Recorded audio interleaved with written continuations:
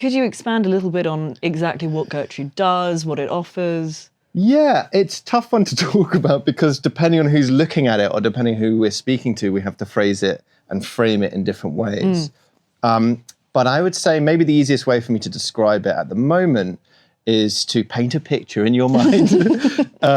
So I would look at the art world as a triangle, effectively, and I would say there's this triangle, and the further up you go this triangle, the higher the prices of things, and the more esteem is attached to them. Yeah. So imagine this triangle, and then below that, there are all of these artists bobbing around, right? They're bobbing around.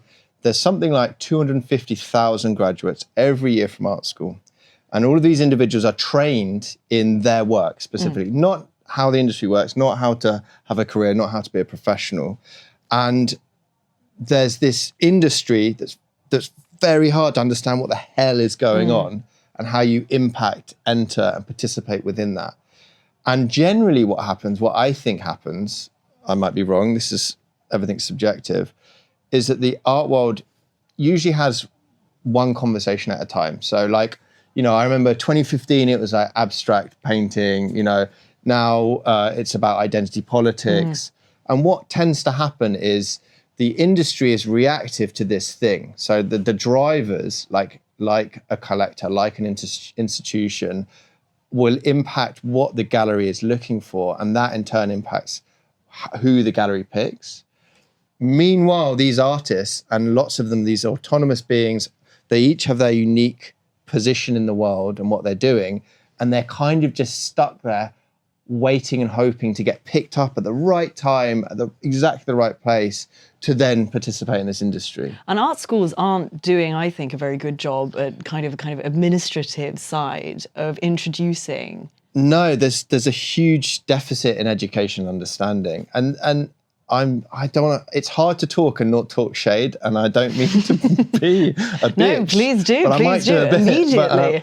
But, it depends on the art school, but a lot of those artists aren't necessarily hugely successful themselves. They might have had weird, strange experiences within the industry. They might not fully understand how it works, and they kind of accidentally or consciously pass on a kind of impotence or a kind of belief in the system that ends up being either often a bit delusional or a form of golden handcuffs, whereby artists are so giving themselves over to the system that they're just at the ebb and flow of the gallery's outcome. And there are some amazing galleries that build careers, but there are some actual criminals who we've seen more and more coming to the surface. So what Gertrude effectively is a way for these artists to be their own gallery in the absence of a gallery. And it's a way for them, it's vetted, so the quality is always really high.